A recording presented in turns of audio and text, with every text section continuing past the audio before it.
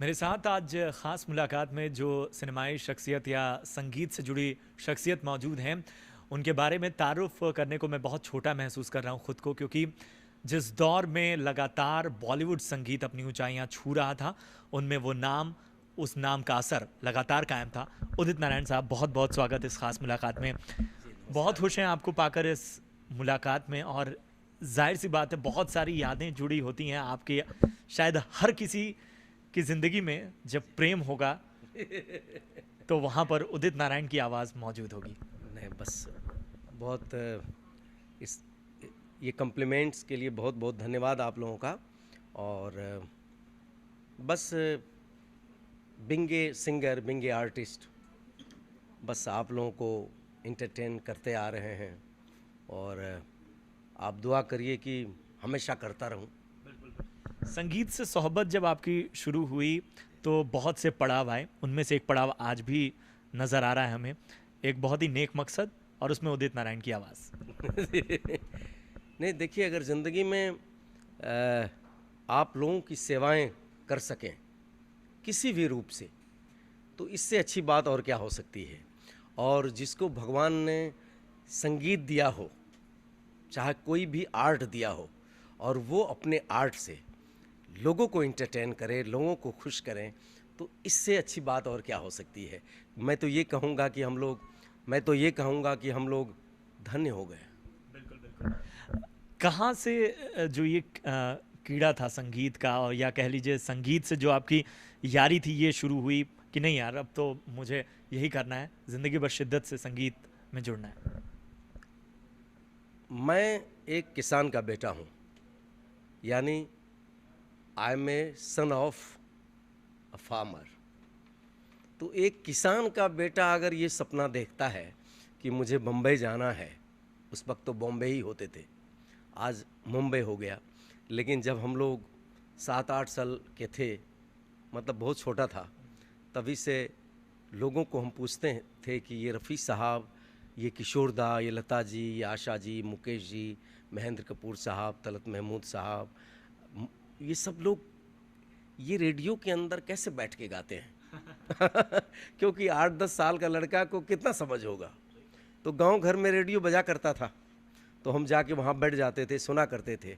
तो बोलते थे ये रफ़ी साहब गा रहे हैं, ये किशोर दा गा रहे हैं, ये मुकेश जी गा रहे हैं, ये मन्ना दा गा रहे हैं, ये महेंद्र कपूर साहब की आवाज़ है, ये लता जी, ये आशा जी, मतलब जितने भी दिग्गज सिंगर्स रहे।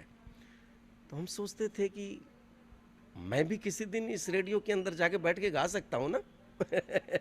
कमाल की बात थी। तो बोलते थे क्यों नहीं। लेकिन सब लोग कहते थे मेरी माँ गाती हैं और पिताजी तो किसान हैं। पिताजी बोलते थे ये देखो, अच्छा गाना वाना गाओ, लेकिन पढ़ो लिखो, इंजीनियर बनो, डॉक्टर बनो। जो गाने में भी आ गए, पापा कहते बड़ा नाम करेगा, कोई इंजीनियर का काम करेगा, कोई क्या बिजनेस में नाम करेगा। तो ऐसा ही हुआ कि पिताजी नाराज़ होते थे, बोलते शौक से गाओ, क्योंकि बीइंग ए फार्मर, मेरा ये सपना है कि तुम इंजीनियर बनो, डॉक्टर बनो और पैसा कमाओ और मुझे दो। लेकिन एक कहावत है ना, शेर है कि होता वही है जो मंजूर खुदा होता है। होना तो वही है जो आपको बनना है, क्योंकि ऊपर वाले ने तय कर दिया है हर इंसान को कि कौन इंसान किस वक्त, उसका बर्थ कहाँ होगा, किस वक्त वो पैदा होगा, कहाँ क्या करेगा, कितना पढ़ेगा लिखेगा, क्या बनेगा। तो ऐसा ही हुआ कि बचपन से लगे थे और काफ़ी स्ट्रगल किया। आई डिड, मतलब बिहार से मैट्रिक की, फिर काठमांडू से इंटरमीडिएट किया, फिर रेडियो स्टेशन काठमांडू में as a singer, folks singer का काम किया। और वहाँ से, मतलब मेरा कहने का मतलब ये है कि 6-7 साल की उम्र से लेके और एज ऑफ 33, यानी 33 के एज तक हम स्ट्रगल करते रहे, पढ़े लिखे, स्ट्रगल करते रहे, लोगों के दरवाजे दरवाजे जाके मिलते रहे, सबको अपना कि मुझे ये करना है, वो करना है। फिर भगवान ने अच्छा मौका दिया तो 1980 में रफ़ी साहब के साथ काम करने का सौभाग्य प्राप्त हुआ। लेजेंडरी सिंगर रफ़ी साहब आज तो डेथ एनिवर्सरी है उनका, बहुत अच्छे मौके पर आप इंटरव्यू ले रहे हैं। और 1980 में रफ़ी साहब के साथ शुरुआत की। फिल्म थी 19-20, म्यूज़िक बाय राजेश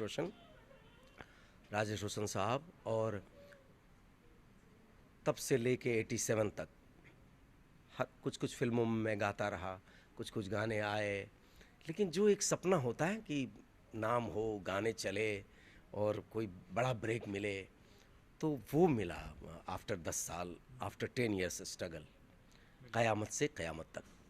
और उसमें आमिर खान साहब के लिए गाने का मौका मिला। सारे गाने, मतलब 4-5 गाने थे, वो गाने को मिले। और आनंद मिलन जी का म्यूज़िक और मजरू सुल्तानपुरी साहब ने उस फिल्म के सारे गाने लिखे। और नासिर साहब की फिल्म, मंसूर खान डायरेक्टर साहब, और film musical super duper hit हो गई। और तब से लेकर by the grace of God and all your good wishes, after Qayamat Se क़यामत तक, आई नेवर लुक बैक। क़यामत से क़यामत तक का जिक्र आ जाता है तो बिना उस फिल्म का गीत गाए बगैर हम आपको जाने कैसे दे सकते हैं? पापा कहते हैं बड़ा नाम करेगा, बेटा हमारा ऐसा काम करेगा, मगर ये तो कोई न जाने कि मेरी मंजिल है कहाँ। तो मंजिल एक एल्बम पर भी आकर टिकी है और वो एल्बम में बहुत सारे लोग जुड़े हुए हैं, उदित नारायण भी जुड़े हुए हैं। एल्बम के बारे में बताएं, वो गीत जो ख़ास तौर पे है, जो गा रहे हैं, उसकी क्या खासियत है और ये एसोसिएशन किस तरह से हो? टाइटल बड़ा अच्छा है, मूनलाइट विस्पर। मूनलाइट विस्पर ये टाइटल है, एल्बम का नाम है। और इस एल्बम को लिखा है हमारे रवि शर्मा जी ने, और संगीत से, खूबसूरत संगीत से संवारा है हमारे विवेक प्रकाश जी ने। विवेक प्रकाश जी इस एल्बम के म्यूज़िक डायरेक्टर हैं। उन्होंने मुझसे 3 गाने गवाए हैं, 2 सोलो और 1 डुएट, जो डुएट महालक्ष्मी अय्यर जी के साथ है। तीनों गाने लाजवाब हैं। और मुझे लगता है कि अगर ये तीनों गाने लाजवाब हैं तो इसमें रेखा भारद्वाज जी ने गाई हैं, फिर जावेद अली ने गाए हैं, महालक्ष्मी अय्यर जी ने गाई हैं, और मुझसे भी इन्होंने गवाया। तो मुझे लगता है कि जब ये 3 गाने की कंपोजिशन इतना खूबसूरत हो सकता है तो सारे गाने कितने खूबसूरत होंगे। बिल्कुल बिल्कुल। बात आपके करियर की हो और आपके सफ़र की हो, और आने वाली 4 अगस्त को किशोर दा का जन्मदिन, कैसे भूल सकते हैं हम? किस तरह से आप ट्रिब्यूट देंगे? नहीं, इससे पहले मैं एक बात बोलना और भी भूल गया। और मूनलाइट विस्पर को रिलीज़ कर रहे हैं टाइम्स। मेरी भी शुभकामनाएं हैं कि इतना अच्छा खूबसूरत गाना, लिरिक्स, कंपोजिशन, इतने टॉप के सिंगर्स गाए हैं, तो ये सुपर डुपर हिट हो और लोगों की दिलो दिमाग में छा जाए। सर इसका एक गाना सुना दीजिए ना मंडली से।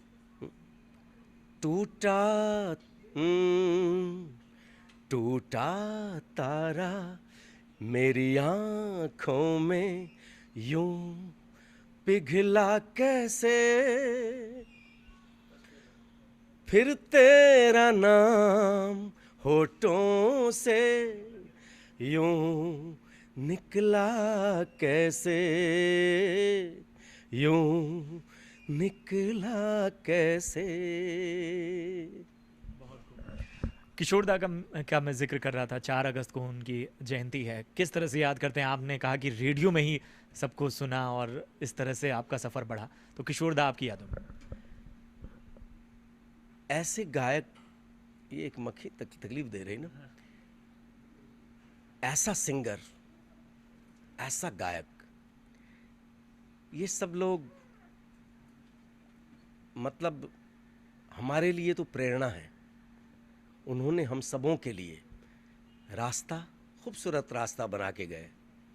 मतलब ऐसे सिंगरों की अगर बात हम करें तो हमें शोभा नहीं देता है। मैं इतना ही कहूँगा कि अगर हम उनकी बात करते हैं तो सूरज को दिया दिखाने वाली बात होगी। लेकिन ऐसे गायक, ऐसे सिंगर न होंगे, न हुआ है। लेजेंडरी सिंगर और किशोर दा ने ऐसे ऐसे गाने गाए, ऐसे ऐसे कंपोजिशन उन्होंने गाया, ऐसा ऐसा खूबसूरत गाना उन्होंने दिल से गाया कि जो हमारे दिलो दिमाग पे छाया हुआ है और छाया रहेगा। सैल्यूट करता हूँ। और ऐसे लेजेंडरी सिंगर बार बार नहीं होते हैं। हमारे हिंदुस्तान में ऐसे ऐसे रत्न थे, ये हमारे लिए एक सौभाग्य की बात है। उदित जी, जैसे आपने जिक्र किया कि आपकी जो शुरुआत हुई वो फोक सुनते हुए हुई। फोक गुनगुनाते हैं अभी भी? जी गाता हूँ हाँ, बिल्कुल, तो हो जाए कुछ फोक। गांव घर में तो फोक ही होता है।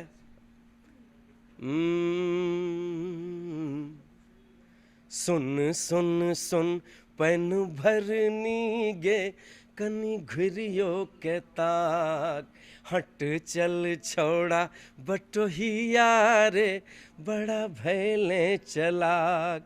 मतलब कई ऐसे हजारों फोक्स हैं जिनका जो गाना हम गाते रहें तो भी कभी ख़त्म ना होगी कहानी। ऐसा है। अलग अलग मूड के गाने। हे, हे, हे माता के दुर्गा तोहरे करनिया मैया दिल को गे बना। सब अपना अपना रंग है फोक का भी। बॉलीवुड म्यूज़िक में जब आप आए तो बहुत ज़्यादा एक्सपेरिमेंट्स हो रहे थे, और रहमान साहब के लिए भी आपने बहुत ही शानदार गीत गाया। क्या कहानी थी वो कंपोजिशन की या उस किस्से की? मैं देखिए अपनी तारीफ तो नहीं करना चाहता हूँ, लेकिन मैं इतना ज़रूर कहूँगा कि समटाइम्स क्या मतलब आई फील कि आई एम ए लकी गाय, कि I got the opportunity to sing all the top music directors like Rahman sahab, Jatin Lalit, Nadeem Shravan, Anand Milan, Uttam Singh ji, late Madan Mohan sahab, Veer Zara, और यश चोपड़ा साहब। ऐसे ऐसे लोगों के साथ, अनिल शर्मा जी, गदर एक प्रेम कथा, इंद्र कुमार जी, दिल, बेटा, राजा, मतलब मैं बयान नहीं कर सकता हूँ। और सबसे बड़ी खुशी की बात मेरे लिए ये है कि नाइटिंगेल जो साक्षात सरस्वती हैं, लता जी, उनके साथ मुझे लगता है कि इस जनरेशन में बहुत ज़्यादा उनके साथ गाने को मिले। जैसे तू मेरे सामने मैं तेरे सामने, तुझको देखूं के प्यार करूं, फिल्म डर। फिर एक पिक्चर थी सातवां आसमान, राम लक्ष्मण जी का म्यूजिक था।